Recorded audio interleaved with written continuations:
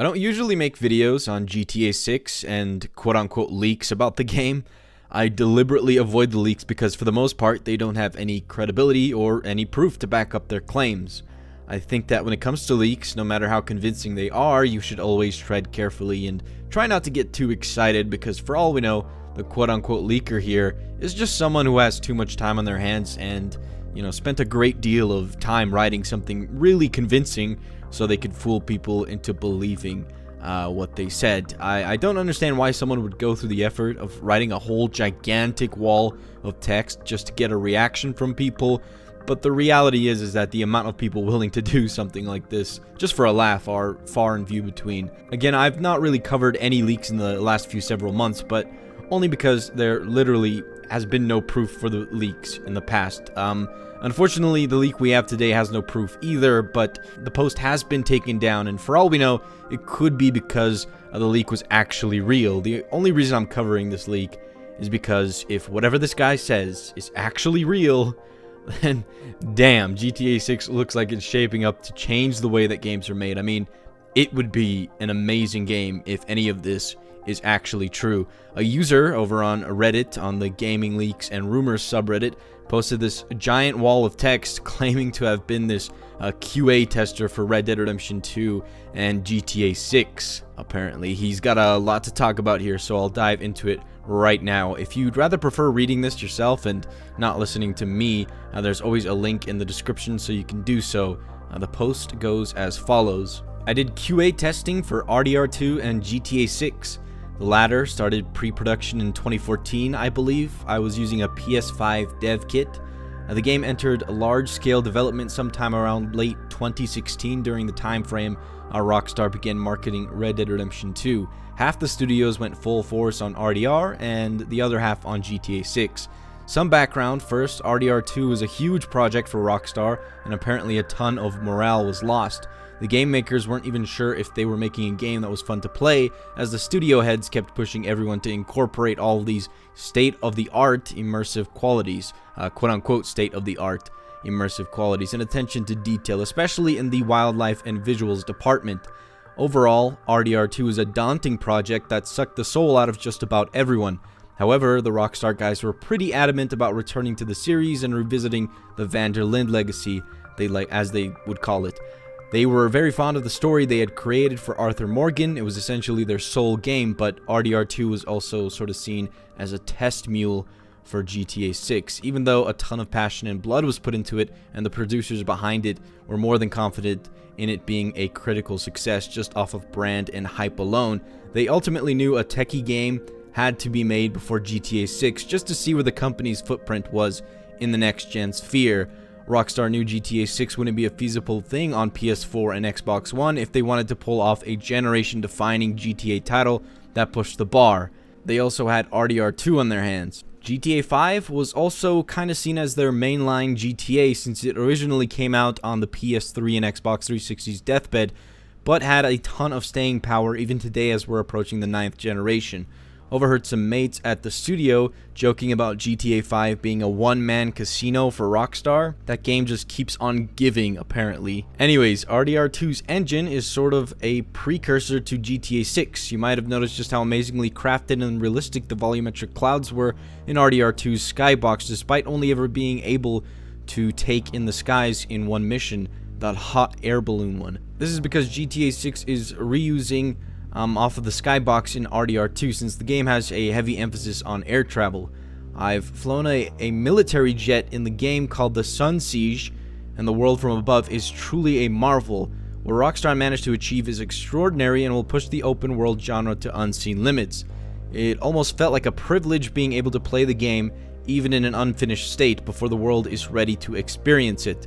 The game on ground level is still in early stages and wasn't all that pretty. I can only imagine the final product though. All the main roads and streets were laid out, but not everything was completed or fully detailed.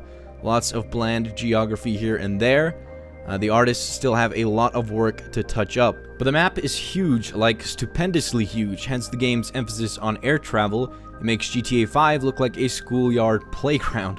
There are an array of atmospheric effects that bring out the life in everything, light pollution, hurricane winds, morning fog, etc. I've never seen an open world game this realistic before. The map is a playable game territory that encompasses 2 major cities. Carcer City, which is sort of this dirty East Coast area based on Boston, Massachusetts, and Vice City, based on Miami, Florida. Every individual county is named as well. I can't remember the names right now. I think Scout County was one. The game is also divided into 3 states. I spent more time in Carcer since I found it to be more of an interesting city. It is, however, easy to get lost in since a lot of the roads are so spirally and don't follow a classic grid pattern. The satire surrounding some of the historic US landmarks I discovered got a laugh out of me. I've encountered some deviant statues in the Charlestown knockoff area. I was told a historic tour would be a side attraction in the game. I also fast traveled via Blue Line train, which took me to the airport area. This is also an abundance of towns, shanties, waterfronts, suburbs, hideouts, and wilderness between the 2 cities, and a military base in the Florida region where I stole my jet. I did a couple flyovers, but I didn't get to digest the map in its entirety on foot. If you fly up high enough, you get this atmospheric bloom effect. Think Google Earth. The countryside sort of transitions from Massachusetts-esque farmland and seasides. Fishing is a mini game. Didn't get to play it. Stretches of red oak forest and freeways treading through fields and towns to marshy grassland and eventually a swampy Florida countryside, not unlike the bayou from RDR2, just way bigger and less misty.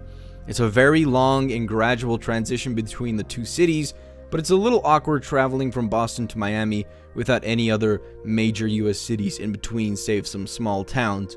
It's still well realized, even in an unfinished state.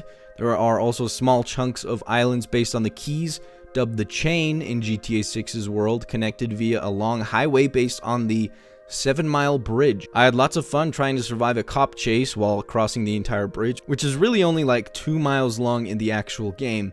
The aesthetics of Vice City's area is very similar to the Bayou and Guarma from RDR2. Again, think Test Mule. The water effects are on par with Sea of Thieves. Just stunning. There is underwater exploration as well, but I didn't spend too much time below the surface. Overall, the map design is the most authentic yet in a Rockstar game. It doesn't feel as gamey as RDR2 or GTA 5, where biomes felt compressed next to each other. They really went all out, and it shows. I felt very overwhelmed exploring such a huge and richly detailed game world. I can't even remember everything. So many roads and huge spaces, it'll take many long hours to memorize this map without relying on the radar. I didn't get to play any mini-games or story missions. In fact, I don't even think the character I controlled was the actual protagonist. He looked like a generic NPC model, no voiceovers or lines, just an avatar to explore the world and test the game with. That isn't to say that the story isn't in the works, it's well into production, I just didn't get to play any of it. I do know that multiple protagonists are a thing. 2 of them might be siblings. One of them is an undercover cop or something. Think Departed movie. Apparently the groundwork for mission design has been completely revamped. You can permanently abandon some missions or take different routes that sprout different consequences. Each protagonist can manufacture their own story beats, but in the end the overall storyline will stay intact, so it's still somewhat linear. Missions are mostly set piece based from what I've been told. Again, I didn't actually get to play any story missions, but a fellow tester gave me a basic outline of it. Lots of newly modeled cars too. I did spot a couple OGs like the Sabre GT. The game sorta has this reboot aesthetic, if that makes any sense. A lot of samey qualities that make up a GTA game, but more detailed than ever. I saw a newer looking Lamborghini on Oceanside that I could tell was supposed to be an Infernus, even though it was a different model than the one featured in GTA 4 and 5. I didn't see any returning vehicles from the GTA Online expansions. Like I said, all the core vehicle designs seem to be rebooted with the exception of a few vintage cars like the Sabre. Gunplay felt somewhat unfinished when I played it, almost identical to GTA 5's with a clunky cover system. I've been told that it's going to get retooled eventually. Running and climbing animations also aren't 100% complete yet. Sort of these placeholder animations borrowed from either GTA 5 or RDR2. Driving also feels like GTA 5 in the state I played it. Everything gameplay-wise was placeholdery. I've been told the map is the priority right now and that the gameplay mechanics are still in the process of being refactored to provide a more immersive experience. Although I was told first person will be included, it wasn't ready or available in the version I played. No radio stations either when I played or ambient tracks. My biggest takeaway was the open world. It is insane. I can't understate it enough. This game is absolutely titanic. I can only imagine it in its finished state. I'm not sure what Rockstar's ultimate vision is with this game. Mechanically, it's still very GTA, but it is a technological beast. a splendor of modern game design, and a Hollywood budget. I don't even want to know how much money they poured into it. The HUD, basic circular radar like in RDR2 and GTA 4, seemed very beta-ish. Generic stock text fonts for vehicle names and ammo counts. Seems like they haven't picked a font yet. Weapon wheel is back with generic black and white placeholder images for the weapons. I was able to use AK-47, pump shotgun, a Glock, baseball bats, to name a few. Police, very robust and tactical AI. Apparently the devs are pushing this new AI trick called paired AI, where teams of adversaries like noose agents or cops can split into teams of 2 to flank the player. They programmed some sort of buddy trust system for cops to communicate realistically and feel more like a team, something they aimed for but couldn't quite achieve in GTA 5. Didn't really notice it in any of the police shootouts I had. What I did notice was a team of noose guys cover walking side by side with a slowly rolling SWAT van. Felt straight out of a Hollywood movie. Noose can also use riot shields and tear gas via grenade launcher. Police will sometimes open the trunk of their cruiser to pull out an AR or shotgun. Lots of realistic touches like that. 6 Stars is also back. Then the military spawns in. It takes a while for them to arrive. To give the player some prep time, they actually travel from the military base in real time to confront the player. They are very challenging once they start using jets. You can also disarm police with certain melee prompts. Final impressions. Really feels like Rockstar's ultimate game, a game so big and realistic that they could retire in peace and never have to make another GTA. I just don't see how they can top this. They really went all out on the open world. I can't wait to see it in its final form when all the detail, polish, and mechanics are complete. The wait is worth it. TLDR, I QA tested the gameplay mechanics and exploration in early stages of GTA 6.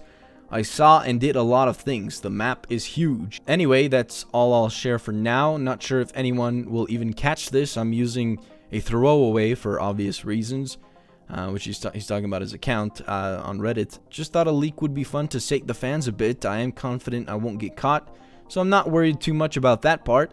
This will probably get removed unless Rockstar wants to be coy and ignore this massive leak. I will answer as many comments as I can. Ask anything you want. Cheers. So basically, as you can see there, that is apparently this leak. My voice kind of hurts now from reading all of that.